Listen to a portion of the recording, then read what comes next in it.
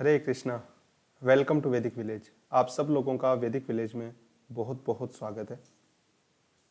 हम भगवत गीता का चौथा अध्याय पढ़ रहे थे और हमने देखा था कि भगवान श्री कृष्ण अर्जुन को बताते हैं, वीत राग भय क्रोध मन मया माम उपाश्रिता बहवो ज्ञान तपसा पूता मद भावमागता, कि भगवान को किस तरीके से एक जो योगी हैं, जो स्टडी माइंडेड जो पर्सन है, उन्होंने अचीव किया था, उनको अपने कॉन्शियसनेस के अंदर भगवान को अच्छे से याद कर पाए थे।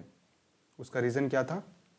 भगवान ने बताया था, जो पहला सबसे पहले वीत राग भय क्रोध, वो तीन चीज़ों से मुक्त थे। और जो अटैचमेंट हैं उनके क्या क्या फॉर्म है, किस हिसाब से तीन टाइप के हमने अटैचमेंट्स लास्ट वीडियो में देखे थे। आज का जो वीडियो है उसमें भगवान श्री कृष्ण आगे अर्जुन को बता रहे हैं कि जो जिस हिसाब से भगवान के साथ, जिसकी जितनी डिज़ायर होती है भगवान के साथ रेसिप्रोकेट करने की, जिसकी जितनी डिज़ायर होती है भगवान के साथ साक्षात्कार की, भगवान उसके साथ उसी अनुपात के अंदर रेसिप्रोकेट करते हैं। श्री कृष्ण कहते हैं अर्जुन से, ये यथा माम प्रपद्यन्ते ताम्स तथैव भजाम्यहम् मम वर्तमान वर्तन्ते मनुष्या पार्थ सर्वशा। ये चौथे अध्याय का 11वां श्लोक है। We are reading from Bhagavad Gita as it is by his divine grace, ऐसी भक्ति वेदांत स्वामी शीला प्रभुपाद की जय। तो ये जो श्लोक है, इसके अंदर भगवान श्री कृष्ण अब आगे अर्जुन को बता रहे हैं उसी क्रम के अंदर कि जो इंसान जितना भगवान के लिए एक हिसाब से सरेंडर होता है या जितना चाहता है भगवान को, भगवान अपने आप को उतना ही रिवील करते हैं। जितना ज्यादा वो सरेंडर करता है, अकॉर्डिंगली भगवान उसको रिवार्ड करते हैं। और सबसे बड़ा रिवार्ड क्या है? खुद को रिवील करना। ये एक सबसे बड़ा रिवार्ड है हम लोगों के लिए, ह्यूमन लाइफ के लिए सबसे बड़ा रिवार्ड है भगवान को जानना। तो हमारी जितनी इच्छा होती है, हम जितना डेडिकेट होते हैं, जितना सरेंडर होते हैं, उतना ज़्यादा भगवान रिवील करते हैं। तो अब कहा जाए कि क्या भगवान तो फिर क्या पार्शियल हो गए, पार्शियलिटी कर रहे हैं, किसी को कम किसी को ज़्यादा रिवील कर रहे हैं? भगवान कोई पार्शियलिटी नहीं कर रहे हैं। डिज़ायर करना तो हमारे हाथ में है ना। लोग कहते हैं भाई फोर्स क्यों नहीं कर देते? फोर्स जो होता है that is not symptom of life. आप हमारे नेचुरल रिलेशंस में ही देखिए कि एक मान लीजिए हस्बैंड वाइफ का रिलेशनशिप है, उसके अंदर हस्बैंड या वाइफ एक दूसरे से कहते हैं, है ना। मान लीजिए हस्बैंड कहता है वाइफ से कि मैं जब घर चला जाता हूँ, है ना, या फिर मैं किसी और जगह चला जाता हूँ, तो मैं तुम्हें बिल्कुल याद नहीं करना चाहता, ठीक है। मैं सिर्फ जब ये सिचुएशन होती है, जब मुझे ज़रूरत होती है, तो ही मैं तुम्हें याद करना चाहता हूँ। तो वाइफ को कैसा लगेगा? या फिर वाइफ हस्बैंड को सेम बात कहे कि जब ये सिचुएशन है तभी मैं उतनी ही टाइम के लिए तुम्हें याद करना चाहती हूँ, बाकी नहीं याद करना चाहता। तो ऐसी सिचुएशन में किसी को अच्छा नहीं लगेगा ना, क्योंकि जो भी इंटीमेट रिश्ते हैं उसके अंदर हम हमेशा चाहते हैं कि हम हमेशा एक दूसरे को याद रखें, ठीक है। और अगर कोई याद नहीं रख रहा है तो क्या ज़बरदस्ती कोई बंदूक रख के थोड़ी याद रखवाया जा सकता है? कृष्णा के साथ भी हमारा जो रिलेशन है भगवान के साथ, वो इटर्नल, बहुत ही इंटीमेट और स्वीट रिलेशन है। लेकिन हम भौतिक जगत के अंदर ये भौतिक जो सुख है उनको भोगने के लिए सो कॉल्ड ये ही संस्पर्श चाप होगा दुख योने व एवते आगमा अपाइनो नित्य ताम तितिक्षस्य भारता। कि भगवान बताते हैं कि जो जिन सुखों का अंत है और एक स्टार्टिंग पॉइंट है, जो टेम्पररी सुख है, उनको भोगने के लिए हम आ गए और हम भगवान को भूल गए। अब जब हम ही भगवान को याद नहीं रखना चाहते, उनको भूलना चाहते हैं, तो भगवान क्यों हमें रिवील करेंगे, है ना। क्योंकि वो तो लविंग रिलेशन है। भगवान चाहते हैं, अगर हम चाहते हैं कि हम उनको याद करें तो भगवान जरूर हेल्प करेंगे। आगे शिला प्रभुपाद बताते हैं कि लेकिन कोई कितना भी याद करे, कितना भी इच्छा करे, अंततोगत्वा तो भगवान का ही जो एक हिसाब से एक पूरे का पूरी स्कीम ऑफ थिंग्स है उसी के अंदर फॉलो होता है। मान लीजिए कोई ब्रह्म ज्योति को भी रियलाइज करने की कोशिश कर रहा है, उसको नहीं चाहिए कि वो भगवान से साक्षात्कार करे, तो ठीक है, भगवान उसको दया स्वरूप अपनी जो ब्रह्मन इफलजेंस जो है, जो भगवान ही की शरीर से जो ब्रह्म ज्योति निकल रही है, भगवान उसके अंदर उसको मर्ज करने की और छूट दे देते हैं। बट जब तक कि हम भगवान श्री कृष्ण के साथ एक अपने इटर्नल रिलेशनशिप में स्थापित नहीं होते हैं, तब तक जो ब्रह्मन में मर्ज भी हो जाते हैं इम्पर्सनलिस्ट, वो भी दोबारा से लौट के आ जाते हैं। शिला प्रभुपाद बताते हैं वो इस संसार के अंदर हॉस्पिटल खुलाना, इस संसार के जो भी काम है उन सब के अंदर वो लग जाते हैं दोबारा से। क्यों? क्योंकि उनको अल्टीमेटली जो रस जो है रिलेशनशिप के अंदर, एक हैप्पीनेस होती है भगवान के साथ, वो उनको मिल नहीं पाती है। स्पिरिचुअल वर्ल्ड के अंदर भी हम सब अपनी अपनी इच्छा के अनुसार स्वरूप के अंदर अवस्थित हैं। शिला प्रभुपाद बताते हैं कि स्पिरिचुअल वर्ल्ड के अंदर भी भले ही हम भगवान के सर्वेंट बनना चाहें, फ्रेंड बनना चाहें, कॉन्जुगल रिलेशनशिप, फ्रेटर्नल रिलेशनशिप, भक्त की जो भी इच्छा है, कृष्ण भगवान इतने दयालु हैं कि वो इस इच्छा का सम्मान करते हैं और उसके ऊपर दया करते हैं जीव के ऊपर, कि वो उस रिलेशनशिप के अंदर भगवान के साथ हमेशा हमेशा के लिए रह सके। और भगवान के एग्जिस्टेंस में मर्ज हो जाना, इम्पर्सनलिज्म, वो तो स्पिरिचुअल सुसाइड की तरह है, अपनी आइडेंटिटी को ख़त्म कर लेना। पहले भी शिला प्रभुपाद बता रहे थे कि इतना फ्रस्ट्रेशन आ जाता है इस दुनिया के अंदर, इतने सारे दुख भोग भोग के इतना फ्रस्ट्रेशन आ जाता है कि जस्ट इमेजिन करना ही असंभव है, मुश्किल है कि हमारा दोबारा से इंद्रियां होंगी, हमारा दोबारा से एक स्पिरिचुअल शरीर होगा, वो सोच ही नहीं सकते। सेंसेस और इंद्रियों का नाम आते ही ऐसे होता है कि नहीं, सब कुछ खत्म करके वॉइड के अंदर मर्ज कर दिया जाए।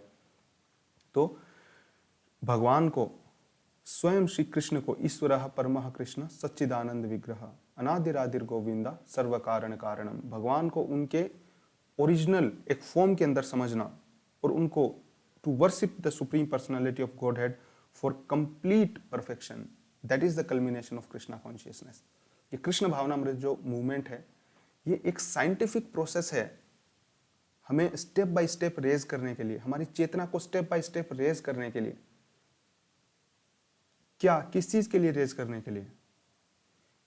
हमारी चेतना को एक जो ग्रोस मटेरियल लेवल पे है, वहां से दोबारा से पूर्णतः इस चेतना में स्थापित करना है कि मैं भगवान का नित्य दास हूं, जीव कृष्ण दास, यही विश्वास पाल ले तो और दुख नाही, जीवेर स्वरूप होए नित्य कृष्ण दास। कृष्ण कॉन्शियसनेस जो मूवमेंट है, वो इस ग्रोस मटेरियल कॉन्शियसनेस से उठाकर हमें दोबारा से उस कॉन्शियसनेस में एस्टैब्लिश करता है कि हम भगवान के नित्य दास हैं और हम दोबारा से उनकी प्रेममयी जो सेवा है उसके अंदर पूरी तरीके से एंगेज हो सकते हैं।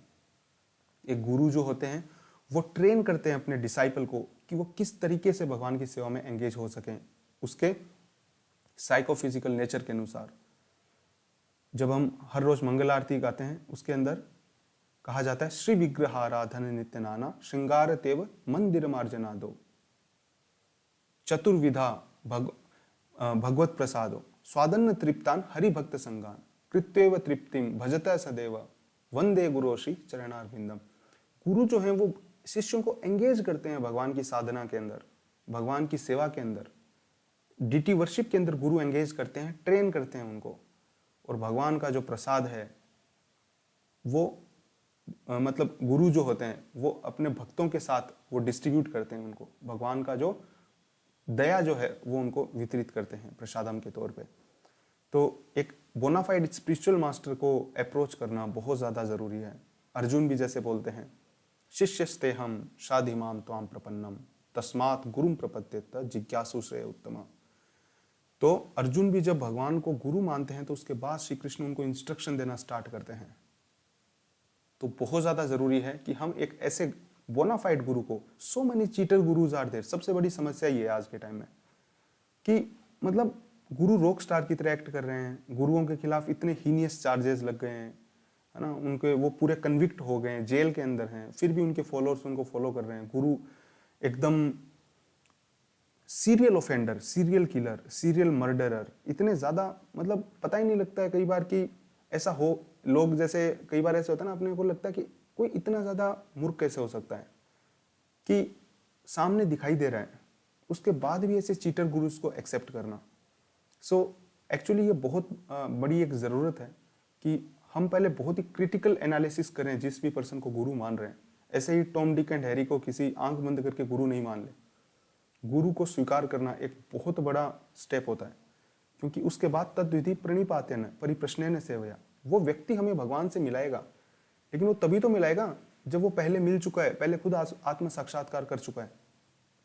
एक इंसान की एक्शन को और उसके वर्ड्स को बहुत अच्छे से जज करना चाहिए कि वो जो बोल रहा है क्या खुद भी वो उस चीज़ का फॉलो कर रहा है कि नहीं कर रहा है इन टोटो, या गुरु जो है पर्दे के पीछे कोई और चीज़ कर रहा है और बोल कुछ बड़ी बड़ी बातें रहा है ना, बड़ी बड़ी बहुत ही आध्यात्मिकता की बातें कर रहे हैं जैसे कोई, ठीक है, काम क्रोध लोभ मोह मोह माया से सबसे ऊपर उठ जाओ, और उन पे खुद के ऊपर वो जेल के अंदर बंद है, ठीक है, और उनके फॉलोअर फिर भी उनके पीछे पागल हैं। ऐसे किसी गुरु को नहीं स्वीकार करना है। गुरु एक प्रामाणिक गुरु होना चाहिए, जिसने स्वयं पूर्णतः शास्त्रों का अध्ययन किया है, शरण ली है और पूरी तरीके से भगवान का शुद्ध भक्त है। उनका जीवन जो है उसके अंदर एकदम पारदर्शिता होती है। एक कोई भी प्रामाणिक गुरु ऐसा नहीं होता कि वो कुछ बोलता है उसके बाद वो कोई ऐसे गुफा में चला जाता है, ऐसी जगह पे चला जाता है जहाँ पे कोई उसको देख नहीं सकता, मिल नहीं सकता, किसी को पता ही नहीं, बॉडीगार्ड्स हैं, और वो एक अलग दुनिया में रहता है। नहीं, एक प्रामाणिक गुरु बहुत ही साधारण तरीके से रहता है, बहुत ही सिंपल उसकी लाइफ होती है और उसकी लाइफ एकदम ट्रांसपेरेंट होती है। गुरु को श्रीला प्रभुपाद कहते हैं, he is the transparent via media between God and man. गुरु एक ट्रांसपेरेंट वाया मीडिया की तरह होता है। गुरु को जो सर्विस दी जाए वो पूरी तरीके से भगवान को ट्रांसफर कर देता है। गुरु खुद कभी भी सेवा अपने पास नहीं रखता है। सो ये कुछ प्रामाणिक गुरु के लक्षण है। अगर आप भी आध्यात्मिकता के अंदर थोड़ा भी इंटरेस्ट रखते हैं तो प्लीज़ इन चीज़ों को बहुत अच्छे से समझना ज़रूरी है कि एक प्रामाणिक गुरु को ही एक्सेप्ट किया जाए। बहुत अच्छे से समझ गए। We are very fortunate to have his divine grace ऐसी Bhaktivedanta Swami Srila Prabhupada as our spiritual master, जिन्होंने पूरी की पूरी लाइफ सिर्फ एक चीज़ के लिए डेडिकेट कर दी। अपने जो स्पिरिचुअल मास्टर थे उनके वर्ड्स, उनकी जो आज्ञा को पूरा करने में उन्होंने अपना सब कुछ सेक्रीफाइस कर दिया, सिर्फ ये जो वैदिक ग्रंथ हैं उनका जो नॉलेज है वो पूरे विश्व में प्रसारित करने के लिए। अगर आपको श्रीला प्रभुपाद के वैदिक ग्रंथ पढ़ने हैं तो हम वीडियो के डिस्क्रिप्शन में उनका लिंक डाल देंगे। आप फ्री ऑफ कॉस्ट भी पढ़ सकते हैं, मंगवा भी सकते हैं बुक, और उनको डिस्ट्रीब्यूट भी कर सकते हैं। अगर आपको हमारे वीडियो से थोड़ा बहुत भी फायदा होता है तो प्लीज़ उनको ज़्यादा से ज़्यादा लोगों के साथ शेयर कीजिए। This is the time that this Vedic wisdom should be spread like wild fire. Let us flood this world with the Vedic wisdom. Please help us in this mission. Please ज़्यादा से ज़्यादा 2, 3, 4 जितने भी लोगों को संभव हो सके इस वैदिक विजडम के बारे में उनको अवगत ज़रूर कराइए। We sincerely thank you very much for coming to Vedic village.